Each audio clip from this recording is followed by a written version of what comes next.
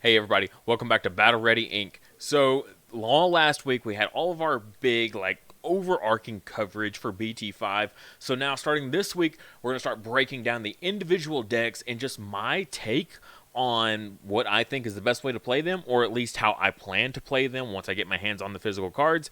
And starting off, we've got to go with yellow. Yellow's the best deck of the format. There is tons of ways to play this deck, though. So just because I've got this one way here, I'll have a couple different variants that I want to, make sure to mention. It's still pretty open on how to play this deck. This is just how I want to play it, but just kind of use it as like a foundation for your own deck and then just expand upon it. Take out what you don't like and add in what you do. And I just think this is going to be a very, very powerful deck. And it's going to be probably, if you plan on playing anything else, what you should pretty much always expect to play the most of in any large-scale tournament.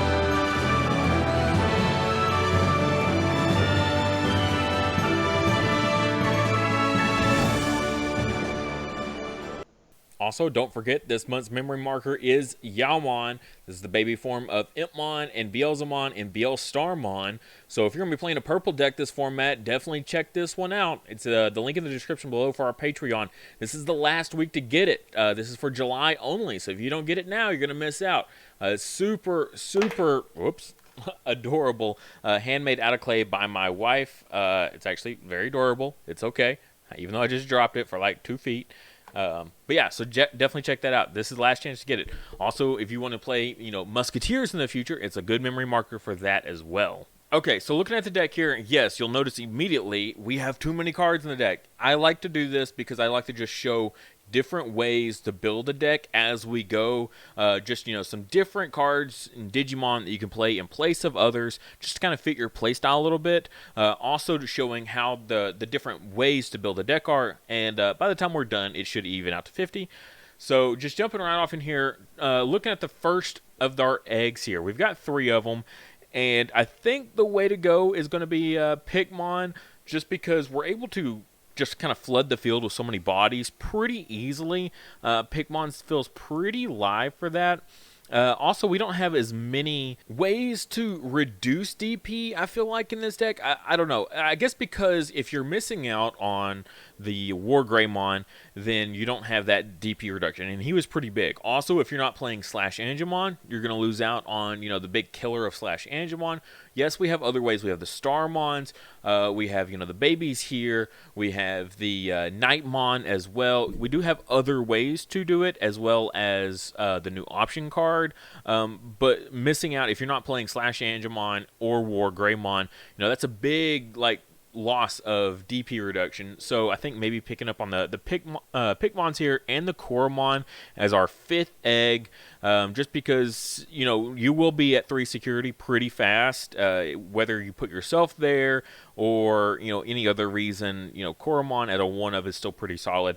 But I do want to mention Upamon, because this deck does hard play a lot of Digimon. It gets to do that for free, right? That's LordKnightmon's special thing, is he gets to play any, a level 4, level 5 warrior for free, or any yellow 3, level 3 for free. So that's a whole lot of hard playing that you can do. And especially if you double up with the Angelomon, that's going to be 2 hard plays that you're going to do in one swing. That's a whole lot of hand resources that you're just expending in this whole strategy. So if you're not going to be doing a lot of digivolving to recoup that, maybe the Upamon is still where you might want to be at. The 3 security is still a bit of a challenge to get into, but I mean, that's just something that at least consider for more draw power in this deck. Starting out, just from the get-go, I'm going to say no on it, but I might come back for a different ratio here. I might do maybe 3 Pikmons and 2 of the Upamons for more draw power. Just time will have to see on playing this deck over and over and, getting tons of practice in on where I feel I'm going to be, where I'm going to want to be at. So kicking off with the rookies here, we got 2 brand new ones here. We got the Starmons. We're maxing out on the Starmons. This thing is incredible. Literally in Japan, they were nicknaming this deck Star-Lord, because you got LordKnightmon and Starmon. Because Starmon on play, one of your opponent's Digimon gets minus 1,000 for the turn for each Digimon you have in play. So if you're bringing this guy out with like a LordKnightmon and an Angemon, then you're going to have instantly 3 bodies on field. So that's minus 3,000. And that's at like kind of the bare minimum there. I mean, you're going to have tons of bodies on field, right? If you're every turn you're just spamming out free bodies onto the field, there's other, just through raising and other ways, you can very easily get this up to 5, maybe 6,000, and play it for free, and then pass your turn with like a second Starmon, to finish things off. That's totally viable. Also, great power, and on a rookie, a 3-cost rookie for this thing is pretty good. All right, next up we got Kotemon here, and it's pretty nice. It's a good searcher. On play, reveal 5 cards from the top of your deck. Add up to 2 yellow Digimon cards with Warrior or Holy Warrior and their types among them to your hand. Place the remaining cards at the bottom of your deck in any order. I want to clarify, he himself is not a warrior. Even though, in theory, you're digivolving into, your Knightmons and your Crusademons and your LordKnightmons and things like that, he himself does not qualify for the search. So a lot of people have been kind of cutting him down a little bit, because depending on the other ones, some people have also been cutting out the level 4. If you're cutting out the level 4, you're going to probably even go even less on the Kotemons. At first, I had him maxed out at a 4 of. I thought it was kind of a guaranteed, but the more I'm thinking about it, the more I'm debating kind of going even less on this one. 3 for now. I've seen people play as low as 2, though, just because, again, there's so few cards in your deck that you can actually add off of this that it might not be worth it to run him. Next up on our rookies here, we've got Pulsemon. Pulsemon is incredible. A lot of the Japanese decks didn't have him available, so if you look at those lists online, a lot of them weren't running him, and then towards the end, some of them were. I think Pulsemon's incredible. In BT4, he was probably next to BushiAgumon winning me games, but if BushiAgumon wasn't going to win me the game, my go-to was pretty much always Pulsemon, because I always felt really good in that sweet spot of 3 security, of draw 1, gain 1 memory. I mean, nothing like getting to gain that 1 memory when you get to play Pulsemon for free. That feels really powerful. So yeah, I maxed out on 4 of him again, just because he's going to have such good longevity. I think in yellow, just a hard staple at this point. He is kind of pricey, but he is so good. I do want to mention the Patamon. Ultimately, I don't have Patamon in the deck right now, and the reason is the route I'm taking, I'm not playing Wargreymon and I'm not playing SlashAngemon currently, and without those, I feel like I'm going to be losing a decent amount of DP, like destruction. We've got a couple here and here that might just reduce enough just for me to swing over with something and not necessarily actually kill them because of the DP reduction. So currently not playing Patamon. It feels kind of bad. I definitely am thinking about, future iterations of the deck that I'm going to definitely try is going to be changing out my secondary Mega in place of either Slash or Wargrey. And if I do that, then Patamon will definitely be coming back. The ratios that I was looking at possibly cutting is I could take the Bushi down to 2 and the Kotemon down to 2 as well, and I could bump this guy up put him in the deck a little bit, because right now we're sitting at, what is that, 14 rookies without him. So just another way to look at it. There's always room to cut somewhere. Kotemon, if he doesn't add up at all, we could always drop Kotemon entirely and just put in the Patamons instead. BushiAgumon, kind of mentioned him a little bit. He steals games for you. If you get to play multiple BushiAgumons, just using the example again, swinging with LordKnightmon with Angemon being live, getting to play 2 cards from hand, play 2 BushiAgumons, that's so good. That is very, very strong. Getting 2 BushiAgumons with that rush. So that's why I do have him at the 3, just because in this iteration we are able to play so many more BushiAgumons than we could previously, more reliably. So I went from 2 up to 3 on the BushiAgumons, really hoping he's going to pay off for that. he's a good card for sure. In a deck where you get to play him for free, he's a good card. I do want to mention the Salamons. I'm not, let's go ahead and pull that Patamon out of here. I'm not playing the Salamon or the Gatomon. This was another variation that some people at first, at the beginning of BT4, were looking into. Ultimately, I think most people decided against it. If you go back and look at other people's, not mine, I could never bring myself to play it. I did debate playing it a lot, but a lot of people early on in BT4 were considering it. I think most ended up all dropping the idea completely, though. But if you stack these on top of like a Koromon back then, or now a Pigmon, that's minus 3,000 per swing. If you're going with the War Greymon route, that's really good, because that's minus 3,000 on the first swing, and then you attack again. That's another minus 3,000. That's minus 6,000. That's pretty powerful, that's really strong. And then, easy drop a Starmon to finish something off. Just something else to consider. Their memory cost is pretty normal for what they are. Just not what I really want to do overall. Without the War Greymon, I like them with the War Greymon just because War Greymon gets to swing twice. And I think that's the pretty, big deal about these guys. They really shine when you get to swing twice in one turn with them. All right, next up, we're going into our level 4s here. We're sticking with the Pitomon at 4 count. Blocker, 1 cost evolution blocker. Lots of other colors are getting theirs this format, so they're going to be super happy. We love this guy in the last format. I praised them then. I'm going to praise them now. First turn, opening turn, I don't have to debate. Do I want to go into a blocker, or do I want to use my 1 cost evolution? Passing turn 1 at giving your opponent 1 memory is really good.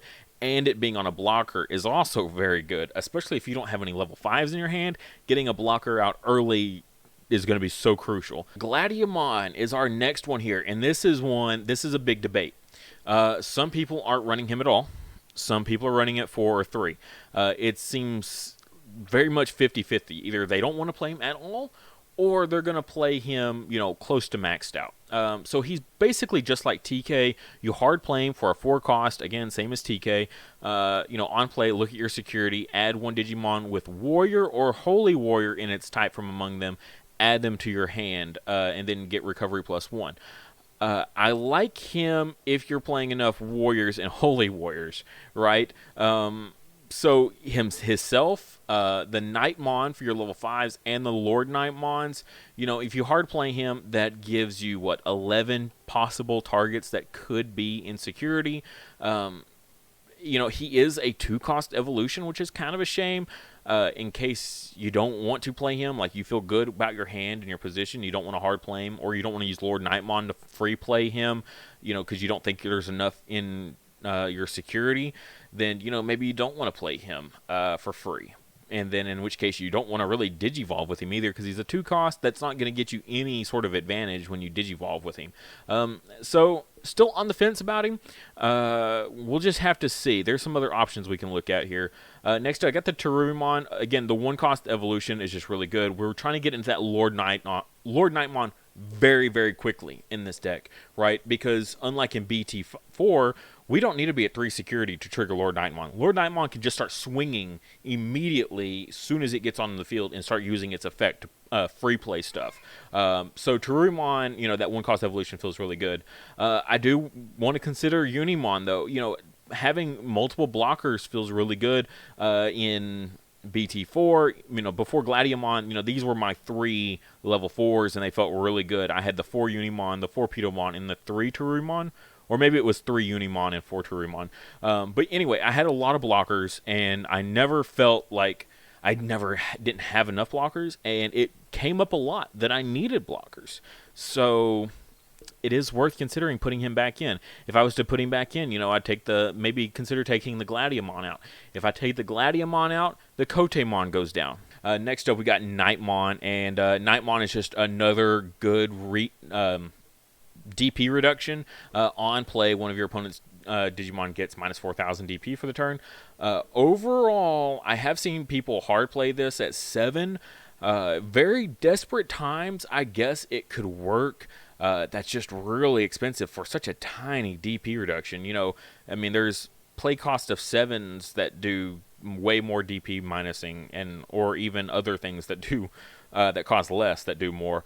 But again, you're getting a body on field. The nice potential is that you can play it for free, and that's a big deal, is playing it for free off of the LordKnightmon, and that's the ideal goal. So you don't necessarily want to digivolve into the Knightmon. I've seen some people even, most are all playing it at 4, but, maybe at a 3 of, and just kind of keep it in your mind that it's an option just to play with the LordKnightmon and not really something you want to evolve with, because if you're digivolving it, you're getting no value out of this at all. So just something to think about. Next up, we got the WarGroundmon. I do want to keep the WarGroundmon in because I loved it in BT4. It was so good. Digiburst 2, minus 4,000 DP on something. Yeah, and that plus 1,000 DP, with the WarGreymon, it comes up. LordKnightmon, probably not, because he's going to give himself so much DP buff anyway. But, just a little extra added removal. At least if I digivolve with the WarGroundmon, I get some value out of it. If I digivolve with the Knightmon, I get no value out of it. So I do want to keep running it. I've only got it at the 2 of, and we got it at the 2 of because we're running the Angemon still. And this Angemon is so beastly, especially in decks like this that love to free play stuff. Anytime you're getting to free play a rookie with these kind of effects, Pulsemon, BushiAgumon, Starmon, Kotemon, literally all of our rookies in this entire deck benefit from getting hard played from hand. They all have either on play effects or just nice effects in general, like the rush ability. So yeah, Angemon for that. We've only got it at the 2 of. Why do I have it at the 2 of? Because early game, until I start taking hits in my security, Angemon isn't live. And if I'm not going to run Blinding Ray, then it's even harder for me to get myself down. If I'm not running WarGreymon, it's hard to lower my security down to get her to the point where she's going to start triggering. So if I'm not running those cards, then I don't want to run as many Angemons, even though she is incredibly strong. Just that her inheritable there alone. But honestly, her when digivolving effect is still pretty good too. Just minus 2 security attack on something. Any of your opponent's big threats, just put that on them and just slow them down. Like a Zwart that also has the Ty and Matt on field. He's got 2 checks anyways. Angemon can just shut Zwart down from swinging for a whole turn. So just really a good card. It's just with the current build, I only want to run it at a 2 of, because any more than that, I don't feel like my inheritable is going to be live quite enough. All right, next up, we got the powerhouse of the deck. This is what the whole deck is basically built around, is LordKnightmon himself. When attacking, you may play a yellow level 3 Digimon card or a yellow Digimon card with Warrior in its type from your hand without paying its memory cost. It is Warrior, and this is a Holy Warrior, so you can't play a free LordKnightmon with LordKnightmon's ability, because that would be truly busted. All turns for each other Digimon you have in play, this Digimon gets plus 1,000, and that's all turns. Both turns, you're going to get that plus 1,000 for every other Digimon, so you don't get the buff for itself. But in theory, if you're digivolving and with it and swinging, you're going to immediately get another body on field if you had nothing else before. Again, in theory, you should have more bodies on field, which will immediately take it up to a 12,000, which will then let it swing over most big things in the meta for the most part. Next is my initial go-to mega. Mastemon at 4-cost evolution is a little steep. Just a little bit, but the effect that you get off of it is also pretty nice. You may play 1 level 4 or less yellow or purple Digimon card from your trash without paying its cost. So what are we looking at here? What do we get to play for free? Level 4 or less. So we can either grab ourselves a blocker back, we can get a Gladiamon, right, and then trigger our Gladiamon's on play ability to get, search and try to dig for whatever missing pieces we need. Getting to play, again, any of our rookies, all of our rookies love getting played for free. So you just get so much value. The BushiAgumon, a little bit less, because if you pass turn, right, then BushiAgumon's not going to get you any value. However, Pulsemon with Mastemon is nice, because with a memory fixer, you'll go from 3 memory to, put your opponent at 1 memory because of the Mastemon 4 cost, but play a Pulsemon. Pulsemon gives you 1 memory back. If you're at 3 or less, that brings you back to 0, and you actually don't pass turn. So Mastemon with a Pulsemon is actually pretty cool. But if your opponent just puts you at 4 memory or more, then even better, because then you get to go into Mastemon and then pick whatever you need and just bring it back, and that's just really good. Also, 12k DP is actually pretty solid. There's a lot of megas that are sitting at 11k, and if you swing into security, it feels kind of bad losing out to an 11k. So being at 12k, really, really good. Also, why do we play Mastemon instead of the others? The when Digivolving effect is pretty nice, but what really is the deeper reason than just getting something back from trash? Grindy games, particularly in the English format, there is a ton of security control. You're just constantly swinging into security and dying to things all the time. All your stuff is just dying. You lose so much field presence against security control just because all the stuff you leave. So having ways to get free bodies on field, LordKnightmon, great. You swing, you get to play it in case it's about to die in security. You got another body out on field just in case. Mastemon, kind of the same concept here. We're digivolving first, getting our body on field, and then we're going to swing for security and pray we don't die. So just getting ways to play more bodies out on field to combat the security control matchup. Now, I do want to discuss the SlashAngemon and the WarGreymon. We've got WarGreymon in here as well. But SlashAngemon is definitely still worth contending. That minus 8,000 DP is solid, especially if you go on WarGreymon. WarGreymon 4,000, SlashAngemon 8,000, that's minus 12,000. That kills Mastemon, that kills LordKnightmons. If you're looking at beating the best deck of the format, being able to counter yellow is pretty good. Also, it just flat out kills a Knightmon. So if they're sitting on a Knightmon or a WarGreymon or an Angelomon and you need to take it off the board before they go into their Mega on the next turn, SlashAngemon will get the job done for you. It'll take it off the board. Everything that they're going to be playing, it's going to be able to kill before it can go into Mega State. If it's already in Mega State, the WarGreymon and it combined is pretty good. Also, it is a 3 cost, so if you have a Memory Fixer on board, go into SlashAngemon, take it down by 8,000, and then you can, drop something like a Starmon to take it off the board the rest of the way, or if you have to hard play a Knightmon for another 4,000. It combos really, really well to take big threats off the board. It is what it is. So SlashAngemon still a contender, and we're actually going to come back and talk about him a little bit more, but in a different way. But yeah, so we'll come back to him. Next up, we do have the WarGreymon as well as another alternative. Instead of the Mastemon, we can go with WarGreymon. Basically, we're doing the same strategy as LordKnightmon, but if you can't draw into your LordKnightmon, WarGreymon is like your backup to do essentially the same thing. We just need a swing, first of all. We need a Mega that can swing and trigger our Angelomon. Because if LordKnightmon goes on top of these other 2 guys, you'll still get your free play on field. If WarGreymon comes up, he can make your Angelomon live, potentially. Use his ability to bring your security down to 3. One, you get that minus 6,000, which is very powerful. So if you don't want to run the SlashAngemon to get that minus 8,000, you can run the WarGreymon for a minus 6,000. And that, again, gives you more ways to get control of the board. Also, it gives you a reason to put Patamon back in the deck. Because WarGreymon and SlashAngemon in the same deck is why we played Patamon, because that was just, we're doing tons of DP reduction. Also, we were maxing out on the WarGreymon at 4 of, and that was more DP reduction. So we had so much DP reduction that's why we played the Patamon.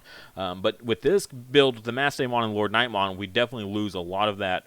But if you drop, the Mastemon for either of these other guys, just another reason to consider putting the Patamon back in. But yeah, getting multiple swings off, getting multiple triggers of Angelomon, that was one of the best things about playing yellow was, at least whenever I played it. I know a lot of other people, they did more of a, traditional yellow, control the board, recovery, that sort of thing. My WarGreymon deck in BT4 was very, very aggro, and we just swung like crazy, played a whole bunch of BushiAgumons and whatever else, and we just push for game as fast as possible, as early as possible. We use Blinding Light to get us there. With the WarGreymon, right? So blinding, my opponent would put me at 1, right? I've got my level 5 on field. They're like, okay, well, if I put them at 1, they can't WarGreymon me. But then I Blinding Light, take myself down to 4 security, get myself 3 memory, go into WarGreymon, use WarGreymon's ability when he swings to put myself at 3 security. Yeah, it was such a nasty combo. I love this. I love doing this combo. Again, it's a little bit of glass cannon, though, because you don't have a whole lot of recovery. We're also not playing the Salamon, if you notice, in this deck for the recovery.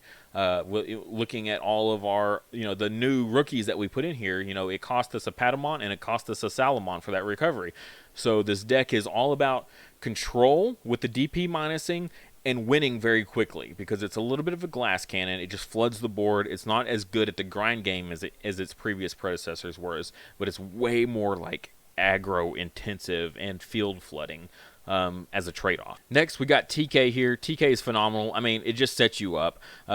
Putting yourself at 3 memory is so wonderful. Some people I've seen max out at 4 copies, and that feels a little ridiculous. I personally wouldn't. That's a lot of TKs that you can just start breaking on. It's important to get to it quickly, and that's why I put it at the 3 of over the 2 of. The 2 of is not quick enough.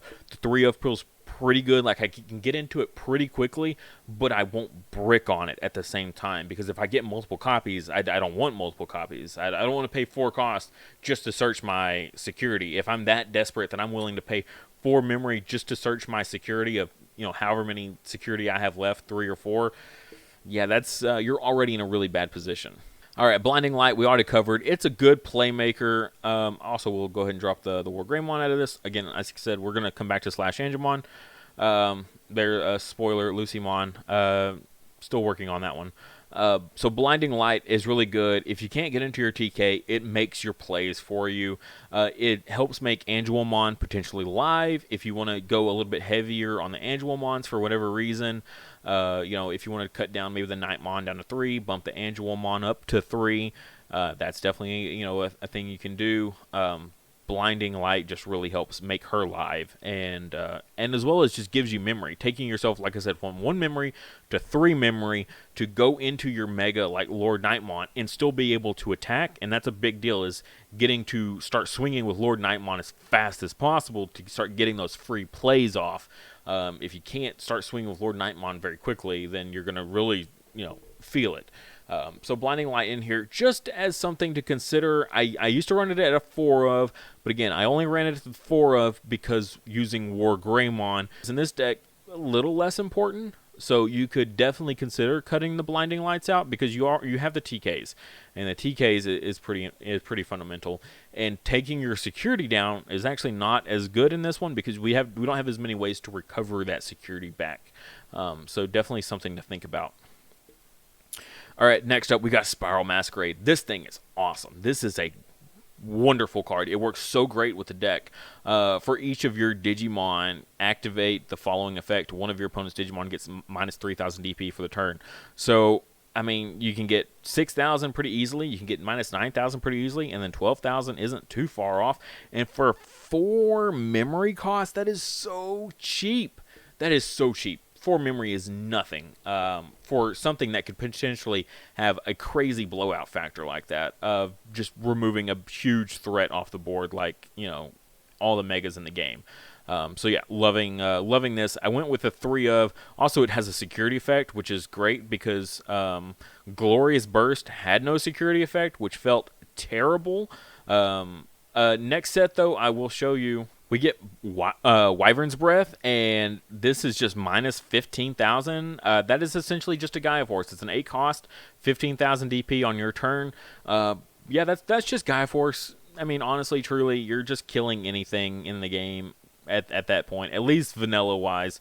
And it has a security effect that just activates it for free. So Wyvern's Breath, going to be really nice next set. But until then, we do have the Spiral Masquerade to kind of cover us on that front. and it's also just so cheap. It's so cheap.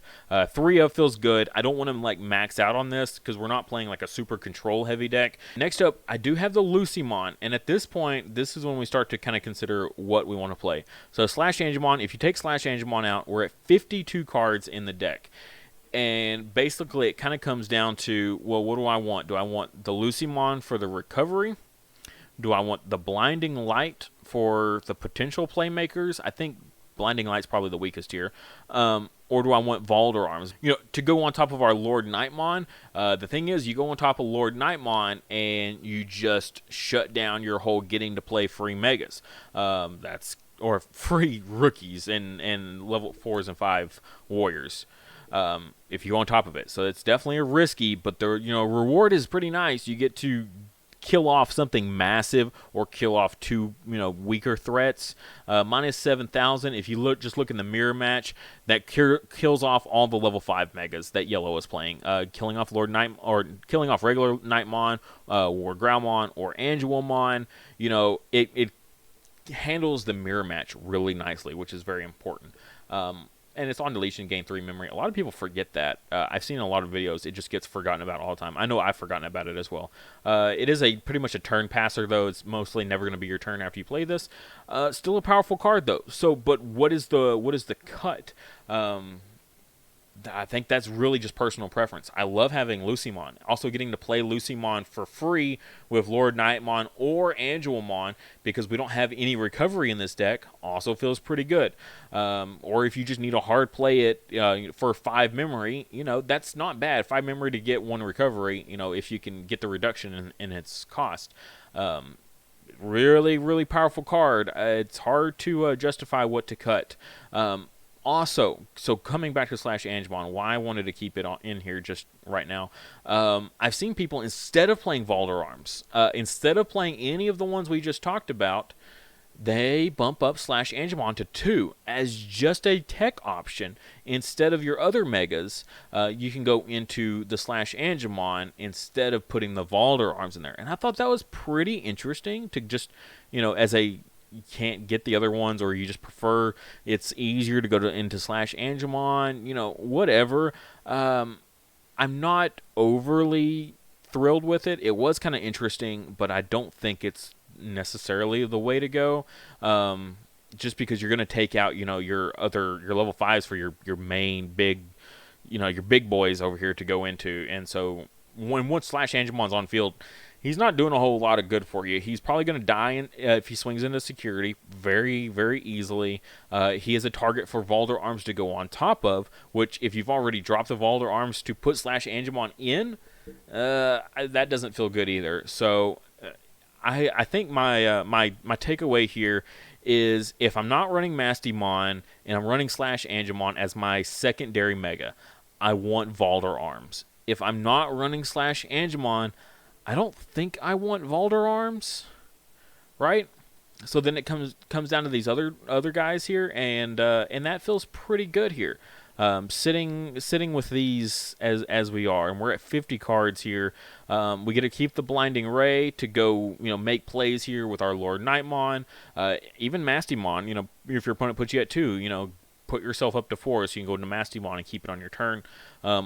Also, when Digivolve trash security, so kind of a good, in addition to getting bodies back with against security control because they die so easily, just trashing a security for free. So just continuously digivolving Mastemons to take care of your opponent's security and security control is another incredible matchup. I can't believe I forgot to mention that initially when we came to Mastemon. That is like one of the primary reasons that we play Mastemon for the security control matchup, is for that effect alone, not just getting to bring the bodies back. So yeah, Mastemon, super good. Lucemon for some recovery. We get to play it for free with the Angelmon or the LordKnightmon. The deck overall feels pretty good. Oh, we had a little misclick there. Unimon is not in there anymore. We have the Pedomon at 4 of here. And so that's our overall take on it.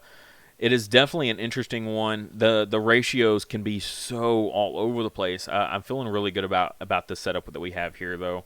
You know, you could even cut out the blinding lights to add in more rookies to give yourself more consistency if you want. Again, you're burning through a lot of resources in this deck just by playing Digimon for free instead of Digivolving. So you got to be mindful of that. And again, the Upamon may come into the deck just because of that alone. Well, just time will have to see.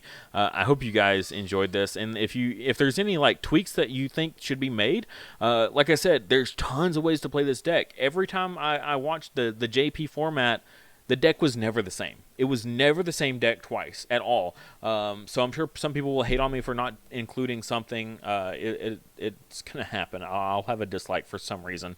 Just for picking this as the best deck of the format, I'll get a dislike.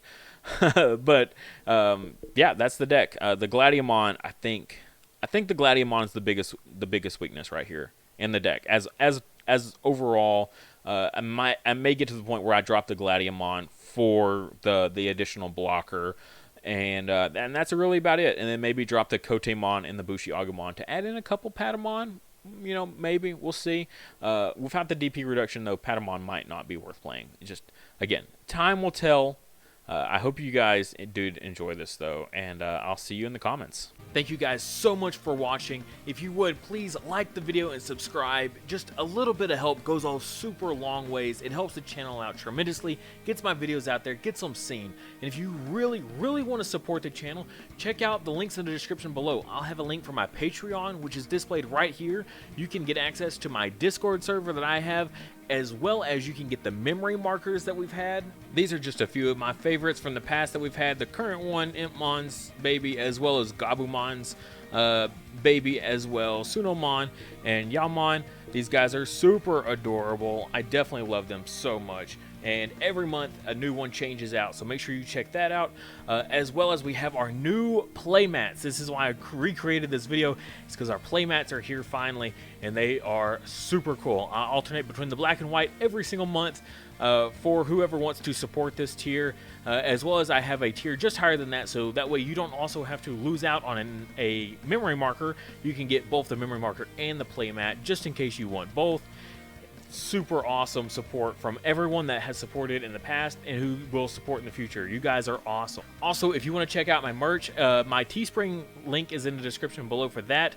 We've got, you know, the shirts that I wear on the channel that has the logo across. I love when I see people representing my merch in public. It is like one of the coolest feelings I've ever had in my entire life. Very, very awesome. As well as phone cases for you people that love Digimon like so much like I do. A friend of mine custom made all these to fit these specific phone cases themselves. So the prices are a little bit higher just because I have to pay her back, as well as make a little tiny bit of profit because of how much, unfortunately, they take for their cut for Teespring. But like I said, if you can't do any of that, please just like the video and subscribe to the channel. Every time we hit a new mile marker for subscriptions, I give out free merch of all different types. 2000K, I think we're doing one of the playmat giveaways. So definitely be subscribed and ready for when that comes.